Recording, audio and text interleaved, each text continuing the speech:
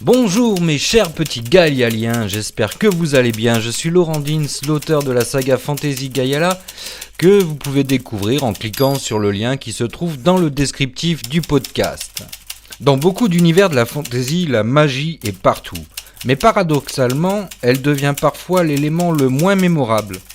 Des boules de feu, des sorts lancés sans limite, des pouvoirs qui apparaissent uniquement lorsque le scénario en a besoin. Et très vite, la magie, elle perd son mystère. Aujourd'hui, on va voir comment créer un système magique original, crédible et surtout cohérent. Une magie qui ne sert pas simplement à produire des effets spectaculaires, mais qui devient une véritable force narrative au cœur de l'univers. Parce qu'une grande magie ne transforme pas seulement les combats, elle transforme le monde entier. La première erreur, et elle est très fréquente, c'est de créer une magie sans limite. Et au début, cela semble séduisant. Le personnage peut tout faire, le monde semble immense, les possibilités paraissent infinies, mais rapidement la tension disparaît. Pourquoi ? Eh bien parce que un pouvoir sans contrainte détruit le danger. Le lecteur cesse d'avoir peur pour les personnages lorsqu'il comprend que la magie peut résoudre n'importe quel problème à n'importe quel moment. Une magie crédible doit donc posséder des limites, un coût, des conséquences ou des restrictions précises. Parce que ces règles créent de la cohérence. Et surtout, elles rendent les solutions beaucoup plus intéressantes. Parce qu'un personnage limité doit réfléchir, s'adapter et faire des choix. Et c'est précisément là que naît la tension dramatique. Une magie crédible ne peut pas exister uniquement dans les scènes d'action. Elle doit modifier le monde. Si certains personnages peuvent manipuler le feu, lire les pensées ou contrôler la matière, alors toute la société évolue autour de cette réalité. La politique change, les guerres changent, les religions changent, l'économie change. C'est ce qui donne de la profondeur à un univers magique. Parce que le lecteur, lui, il sent immédiatement que cette magie existe depuis longtemps, qu'elle a laissé des traces visibles dans la civilisation. Lorsque la magie semble déconnectée du quotidien, elle paraît artificielle. Mais lorsqu'elle influence les habitudes, les peurs et les structures du monde, elle devient crédible.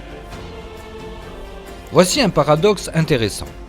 Une magie cohérente ne doit pas forcément être totalement expliquée.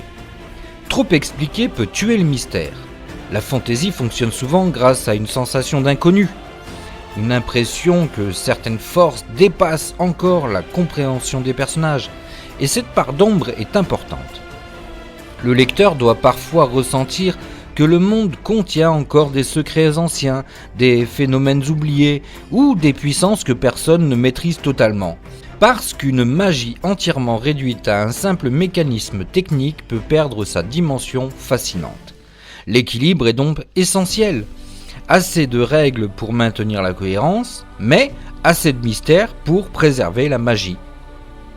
Et puis il faut bien le reconnaître, les systèmes magiques les plus marquants possèdent souvent un prix physique, mental, spirituel, voire même émotionnel. Chaque utilisation doit avoir une conséquence, parce que sans sacrifice, le pouvoir perd immédiatement de sa valeur. Le lecteur doit sentir que la magie peut devenir dangereuse, qu'elle peut épuiser, détruire ou transformer celui qui l'utilise. Et plus ce coût est intégré profondément dans le récit, plus la magie gagne en poids dramatique. Elle cesse d'être un simple outil, elle devient un risque. Alors, beaucoup d'auteurs pensent qu'il faut inventer quelque chose de totalement inédit pour créer une magie originale. Mais ce n'est pas toujours vrai. L'originalité vient souvent de la manière dont la magie fonctionne, de ce qu'elle exige ou de la place qu'elle occupe dans le monde. Une magie peut devenir mémorable grâce à ses conséquences psychologiques, ses limites inhabituelles, ses liens avec les émotions ou sa dimension culturelle. Ce sont souvent les détails qui créent la singularité, parce qu'au fond, une magie intéressante raconte toujours quelque chose sur le monde qui l'a créé. Et voici maintenant peut-être la règle la plus importante. La magie doit servir l'histoire, et non pas l'écraser. Les lecteurs s'attachent avant tout aux personnages, aux conflits et aux émotions, pas uniquement au système de pouvoir. Une magie spectaculaire mais émotionnelle vide finit souvent par devenir répétitive. Mais lorsque la magie révèle quelque chose sur les personnages, leurs peurs, leurs désirs ou leurs failles, alors elle devient réellement puissante. Parce qu'elle cesse d'être décorative, elle devient narrative. Alors créer une magie originale et cohérente, ce n'est pas seulement inventer des pouvoirs impressionnants, c'est construire une force capable de modifier les sociétés, les conflits, les personnages et parfois même la manière dont le monde est perçu. Parce qu'au fond, la magie la plus mémorable n'est pas forcément la plus spectaculaire, c'est celle qui donne l'impression d'avoir une âme. Je suis Laurent Dins, l'auteur de la saga Fantasy Gayala, et j'espère que tous ces petits podcasts sur les conseils d'écriture vous font avancer dans vos romans. Je vous souhaite à tous une très bonne semaine et on se retrouve ce week-end pour un nouveau podcast.